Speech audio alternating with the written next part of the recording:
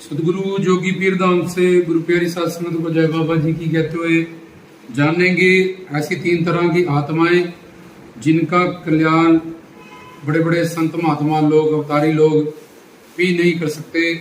वो अंत 84 लाख में ही घूमते हैं।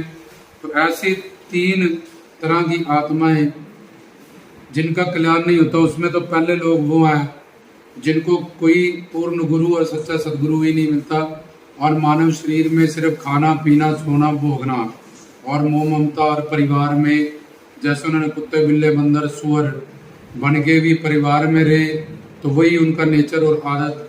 जब मनुष्य बनते हैं 84 लाख के बाद भी, तो वो ममता घर परिवार में ही इस तरह से कि परम आनंद परम सुकून, शायद शादी हो जाएगी, बच्चे हो जाएंगे, कोठी कार्य हो जाएगी, तो इसी से जीवन में सुख शांति प्रेम आनंद आ जाएगा। और खुद को शरीर ही जानते हुए अंत तक सब कुछ शरीर के लिए ही इकट्ठा करते हैं, जीते हैं और अंत ही शरीर भी भगवान ही अंदर आ लेता है और निराकार माँ के रूप में आत्मा स्वरूप पाया होता है और निराकारी वापिस चला जाता है। जो यहाँ से पाया यही छोड़ के चला जाता है, फिर भी रोता है कि मेरा यहाँ छिन गया, ये छिन गया। और भगवान फिर होल्ड सेल में सारी चीजें एक ही दम में जब्त कर लेता है और उसको फिर यमदूतों की मार खानी पड़ती है, जो 84 लाख में घूमना पड़ता है।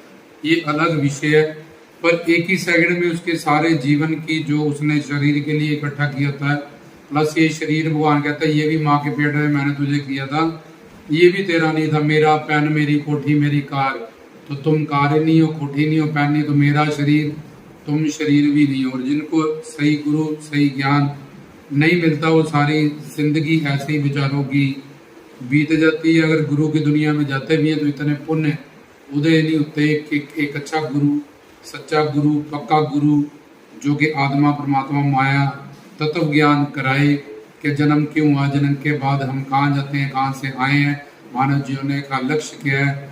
तो ऐसे पूर्णता कामिल मुर्शद ना मिलने के कारण वो 84 लाख में ही भटकते हैं और फिर उनको जन्म मिलता है, फिर बेचारे जन्म को खो देते हैं।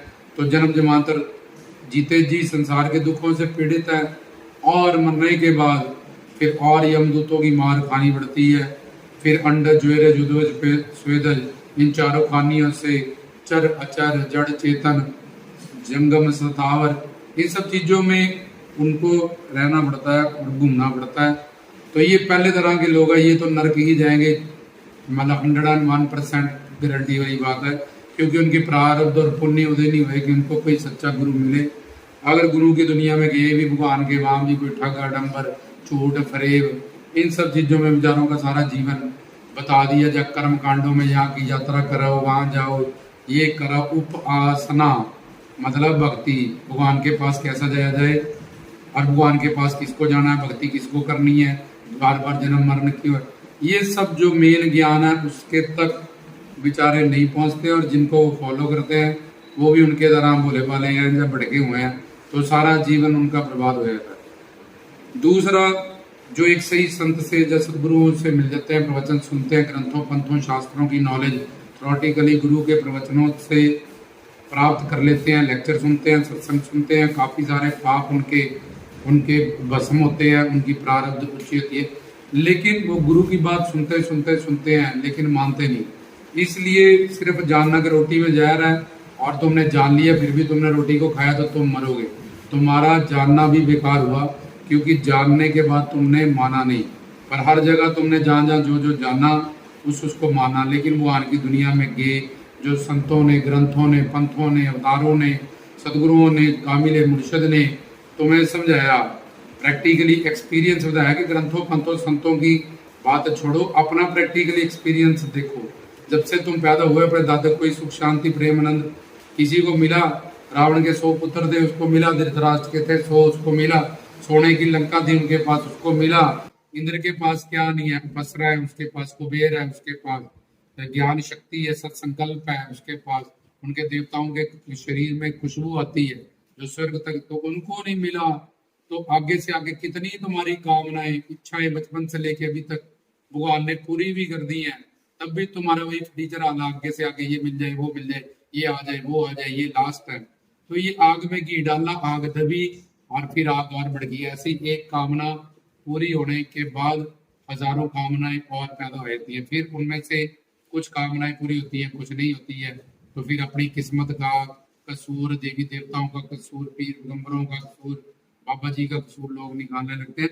तो खैर, ये दूसरी तरह के लोग जो ज्ञान प्राप्त करते हैं, थ्योरी सुनते हैं, सत्संग, और कुछ कंसेप्ट उनके क्लियर भी हो जाते हैं, लेकिन लापरवाही और उदार, आज करेंगे, कल करेंगे, परसों करेंगे, अभी पहले शादी कर लेते हैं, बच्चे कर लेते हैं, पहले ये कर लें, वो कर लें, फिर सत्संग कर लेंगे, भक्ति कर लेंगे, नाम ले लेंगे।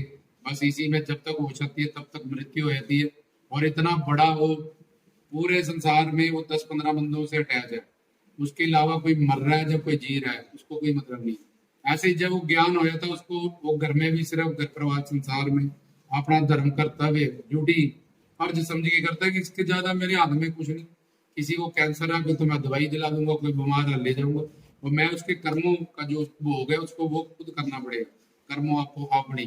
तो इसलिए मेरा जो धर्म कर्तव्य उस रिश्ते के प्रति है, सिर्फ मैं वो अच्छा व्यवहार करूं, बड़ों का सत्कार करूं, छोटे से प्यार करूं, इतना ही भगवान ने मुझे नियम दिया है मानव चोले में। मेरी सोच से, चिंतन से, टेंशन से तो कुछ बदलने वाला नहीं है, उल्टा सेहत अलग खराब हो जाएगी। और उनकी चिंता, वो 35 सालों पहले ही काम क्रोध लोग अहंकार से भरा हुआ है बेचारा। वो 35 सालों की बुआ को ये हो रहा है टेंशन, मामा जी को ये हो रहा है टेंशन, फलाने को ये हो रहा है टेंशन, फिर एक ससुराल का परिवार हो गया, एक पेके हो गए, ये 40-50 बंदे पागल करके रखते हैं, इसी में बेचारा एंड हो जाता है उसका। पर जब वो ज्ञान में, तो बाकी जितना संसार है उससे उसको विराग है। पिछली गली में कौन मर गया, किसी का जवान मुंडा कोई लेन देना नहीं है। घर में टीवी चल रहा है, मौज हो रही है, खा पी रहे हैं, बर्गर डोसे खा रहे हैं, बोले क्यों? क्योंकि वो अपने नहीं है, उनको मानना नहीं है, उनकी समझ नहीं, उनसे कोई स्वार्थ पूर्ण होने वाला नहीं है, वो कोई काम आने वाले नहीं है हमारे, इसलिए उनसे विराग है। तो ऐसे ही जो ज्ञानी सत्संगी गुरुमुख लोग होते हैं वो समझ लेते हैं, लेकिन वो सुन लेते हैं, लेकिन वो मानते नहीं है। इसलिए उनका भी रिजल्ट वही होता है, वो भी कहता है अपना जानते हुए भी जो 50% उन पे कृपा हुई, उसके बाद भी अपने मानव जीवन को खो देते हैं। फिर कुत्ते बिल्ले बंदर बन के दुख भोगते हैं, यमदूतों की मार खाते हैं माँ के पेट में, फिर 9 महीने के लिए उल्टा लटकते हैं। फिर पढ़ने जाओ, शुरू में अपना लैट्रिन बाथरूम नहीं, बेचारा दर्द हो रहा है बता नहीं सकता, फिर पढ़ने का नॉलेज पढ़ो, नहीं तो पैसा कहाँ से आएगा, कोई अच्छी लड़की लड़का नहीं मिलेगा, फिर ये प्रेशर है, पास होना है, अब पेपर आ रहे हैं, अब शादी करो, अब कमाना है। तो बेचारा सारी जिंदगी दुखों में, किसी एक पल में भी जिंदगी को जीता नहीं है। संसार के कुछ पल शिन बंगूर है जो थोड़ी देर के लिए मिलते हैं, फिर दुख मिलने लगता है, फिर जीरो हो जाते हैं, फिर वो पछताता है कि यार पहले तो बड़ा इस चीज से सुख मिला था, अब कम हो गया, अब जीरो हो गया, उल्टा दुख मिलने लगा इन सब चीजों से मुझे। तीसरी बात, एक तो पहले बताया जिनका कल्याण नहीं, उनके पास तो ज्ञान ही नहीं है, गुरु ही नहीं है, तो भटक रहे हैं बेचारे। दूसरे सुन रहे हैं, किसी अच्छे गुरु के पास बैठे हैं, पर मनन नहीं कर रहे हैं उस बात का, इसलिए उनका भी रिजल्ट वो अपने आप से बने हुए हैं कि हम भी चेला चेली हैं, सत्संगी हैं, इतने साल धाम पे ले, डेरे पे रहे, गुरु जी के साथ रहे, इसी फालतू का को लेके चलते हैं, तो वो भी नरक ही जाएंगे और 84 लाख ही घूमेंगे। और तीसरा, जो मानते हैं नहीं मानते, मानते हैं नहीं मानते, नहीं यार गुरु जी, गुरु ब्रह्मा, गुरु विष्णु, गुरु, इनमें कोई जोत है, ये भगवान है, कृष्ण है, राम है, नानक है, कबीर है, फरीद है, ग्रंथ है, पंथ है, आस्था करते हैं, श्रद्धा करते हैं, इनकी आत्मा गवाही देती है, इनकी शरणागति कर लो, इनके समर्पण हो जाओ, यही एक मौका मिला है, पता नहीं फिर ऐसे गुरु मिलेंगे कि नहीं मिलेंगे किसी जन्म में, ये मौका, ये अवसर होना नहीं चाहिए। वो कुछ देर के लिए तो वो मानते हैं, फिर कुछ दिनों बाद अपनी बुद्धि सामने ले आते हैं, क्योंकि बुद्धि पापों से भरी हुई है, ये बार बार काल माया की पकड़ से, अपने पापों और संस्कारों से। लेकिन वो आन कहता है तो निरंतर, अगर जब राम को राम नहीं मानेगा, कृष्ण को कृष्ण नहीं मानेगा, शिव को शिव नहीं मानेगा, एक कपड़ा अच्छे पानी से धोया, फिर गंदे से धोया, अच्छे से धोया, तो रिजल्ट एक कदम आगे गया एक पीछे है, एक कदम आगे गया एक पीछे है। उल्टा उनके खिलाफ बोलने से, सोचने से, कहने से, अपनी बुद्धि चलाने से नामा अपराध उनको लग जाता है, जो सबसे बड़ा अपराध है। तो वो भी अंत है, ऐसे लोग भी संशय, डाउटेड आत्मा जिसको कहते हैं, शक्की। तो ऐसे 3 तरह की आत्माएं सिर्फ नरक में जाती है और 84 लाख में ही घूमती है। बड़े से बड़ा गुरु, संत, महात्मा, अवतारी, ब्रह्मा, विष्णु, शंकर, कोई ग्रंथ पंथ उनका कल्याण नहीं कर सकता, क्योंकि एक तो पहले वालों को गुरु ही नहीं मिला, दूसरे वालों ने जाना जरूर है, कि लेकिन माना नहीं बात। और तीसरे वाले ने जाना माना जाना माना जाना माना, इसी में जीवन उसका बीत गया। तो ये तीन तरह की आत्मा है जो हमेशा भटकेगी और 84 लाख में ही घूमेगी। ना ही वो संसार का ही कुछ प्राप्त कर पाएंगे संतों से, गुरुजनों से, अवतारों से, ना ही उनको मरने के बाद कोई फल प्राप्त होगा। तो इस बात का ध्यान रखें, खुद अपने आप को जज करें कि हम पहली कैटेगरी में है, दूसरी में है या तीसरी में, और अपना सुधार करें। जिनकी भी दास्ता को, आराध्य इष्ट सदगुरुओं को, अगर वो पूर्ण है, हम जितने भी लेक्चर प्रवचन करते हैं वो सब गुरुओं के लिए नहीं है। रामचंद्र कह गए सिया से ऐसा कलयुग आएगा, हंस जुगेगा। हंस मतलब पूर्ण गुरु, परमहंस गुरु, श्रोत्रिय ब्रह्मनिष्ठ गुरु, कामिले मुर्शद गुरु।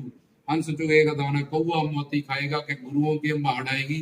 कलयुग में सब ठगी, पाखंडी, फरेबी, झूठे, ये चौकियां देने वाले, सिर लाने वाले, धर्म की आड़ में संत चोर हरामखोर। वाणी कहती है राम के आड़ में कई हरामखोर पैदा हो जाएंगे।